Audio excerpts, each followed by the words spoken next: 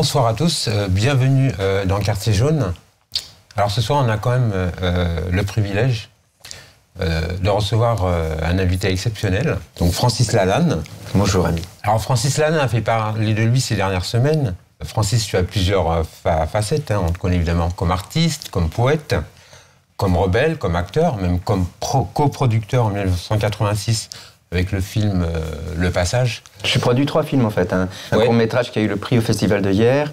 Ensuite j'ai produit avec Alain Delon, j'ai produit le Passage qui a été une des plus grosses recettes de l'année et un des plus grands succès français. Et puis après j'ai produit un film qui est devenu culte aujourd'hui, qui s'appelle 3615 Code Père Noël. J'ai produit seul, un film de René Manzor et qui est en train en ce moment de cartonner aux États-Unis, qui à l'époque avait été plagié par les Américains qui avaient transformé le film en film comique. Il s'appelait Maman, j'ai raté l'avion. Et moi, j'ai raté le procès parce que j'avais pas assez d'argent pour faire le procès contre les Américains. Mais en tout cas, ce qui est bien, c'est que ce film maintenant reconnaît une nouvelle naissance. Il est reconnu vraiment aux États-Unis comme étant l'origine de toutes ces copies qu'il y a eu par la suite. Et je suis très heureux que ce film connaisse une nouvelle naissance.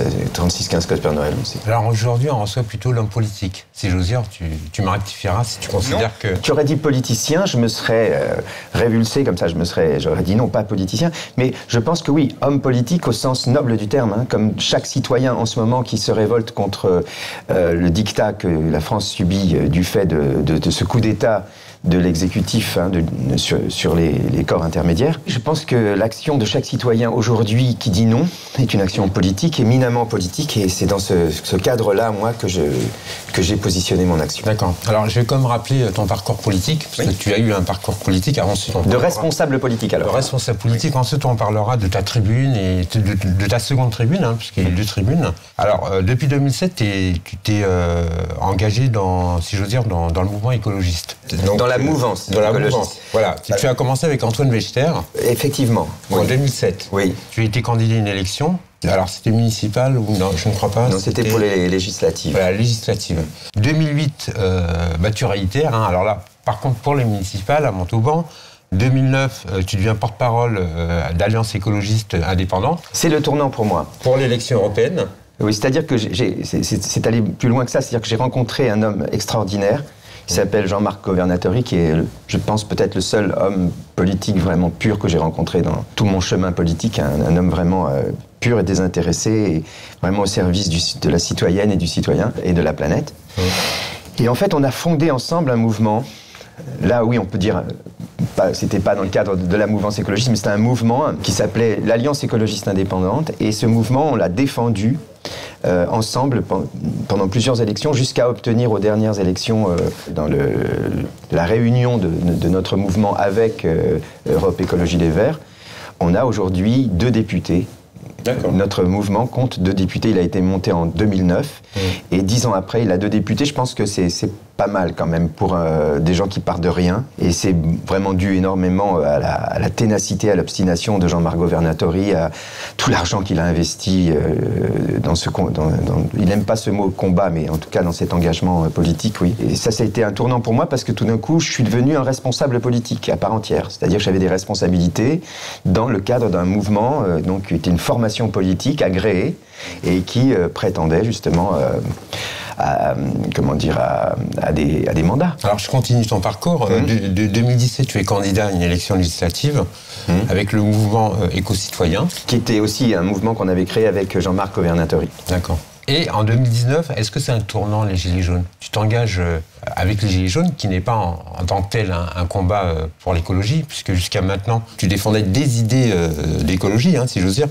Alors que le mouvement des Gilets jaunes, ses revendications sont beaucoup plus larges. Il y a l'écologie, certes. C'est-à-dire que ça a été même un tournant, ça a été une fin aussi pour moi. En fait, j'avais ma place sur la liste Europe Écologie Les Verts. On me proposait la 11e place, donc c'était une place éligible. Et donc j'avais milité, moi, auprès de Jean-Marc Governatori pour qu'il y ait une réunion entre les Verts et l'Alliance écologiste indépendante pour ne pas disperser les voix écologistes aux européennes. Et en fait, voilà, j'avais ma place sur la liste et en fait, je devais normalement, tranquillement, devenir député écologiste. Ce qui était finalement une consécration après 10 ans oui. D'engagement personnel sur le terrain de la défense de l'écologie politique. Et puis mon cœur a été emporté par la quête des Gilets jaunes, et j'ai trouvé que ce mouvement pouvait finalement défendre l'offre qui me semble absente du débat politique aujourd'hui, c'est l'offre démocratique. En fait, dans le débat politique tel qu'aujourd'hui les gens dans leur majorité le refusent, hein, c'est pour ça qu'ils ne votent plus, hein, dans la majorité, la majorité des Français ne veulent plus voter parce qu'ils n'ont pas vraiment de choix en fait. C'est bonnet blanc et blanc bonnet le choix. Il manque une offre politique. Et cette offre politique, c'est la démocratie. Qu'est-ce que la démocratie ? Tu vas me dire, on est en démocratie, non, déjà de moins en moins déjà. Mais le système représentatif, qui est le système dans lequel nous sommes, c'est un système où on décide qui va décider. C'est-à-dire, on va élire quelqu'un pour qu'il décide. Et comme le disait Jean-Jacques Rousseau à propos du peuple d'Angleterre, qui fut un des premiers à pratiquer la délégation, le mandat représentatif, le peuple d'Angleterre est libre au moment où il élit ses représentants, et le reste du temps, il est esclave. C'est vrai. Une fois qu'on a décidé qui va décider, on décide plus de rien. Et on se retrouve dans une situation comme celle que nous connaissons aujourd'hui, où il y a des gens qui sont plus ou moins des psychopathes et qui vont prendre des décisions qui vont engager la vie de tout le monde, et sans qu'on puisse les contrôler. L'offre, aujourd'hui, qui pourrait être opposable à cette offre-là. Et attention, cette offre-là, elle convient à beaucoup de Français et de Françaises. Il y a beaucoup de Françaises et de Français qui ne souhaitent pas s'occuper des affaires de leur pays, qui souhaitent que ce soit fait par des gens qu'ils vont élire, des gens en qui ils peuvent avoir confiance et qui vont faire le boulot. Mais il y a de plus en plus en France de gens qui pensent que c'est pas un bon système, et que le bon système, c'est le système où tout le monde, chaque citoyenne et chaque citoyen, à tous les niveaux de décision, vont prendre part aux décisions. Ça s'appelle la démocratie. Et cette offre-là, quand moi je me suis mis à faire le tour des ronds-points, puis à marcher dans les rues avec les Gilets jaunes, eh bien, c'est cette offre-là que j'ai reconnue dans le discours de tout le monde. Des gens qui avaient une maturité politique et des gens qui ne l'avaient pas. Je ne parle pas de ceux que j'ai dénoncés d'ailleurs. Ça m'a valu des volées de bois vert, mais je ne retire pas un seul des noms d'oiseaux que j'ai utilisés pour les désigner.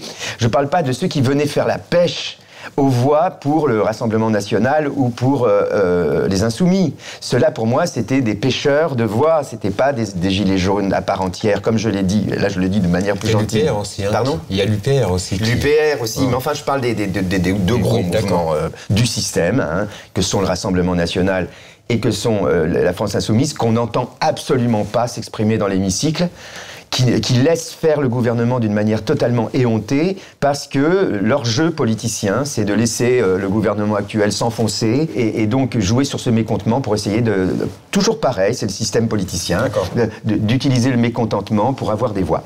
Et moi, en fait, j'ai reconnu, donc dans ce que disaient les Gilets jaunes, cette volonté qu'il y ait une offre politique qui s'appelle la démocratie. Donc moi, je me suis senti responsable, en fait. Je me suis dit, avec mon expérience, je peux peut-être les aider à s'organiser pour que, justement, cette vision qu'ils ont de l'organisation sociale et politique puisse s'exprimer dans le débat national.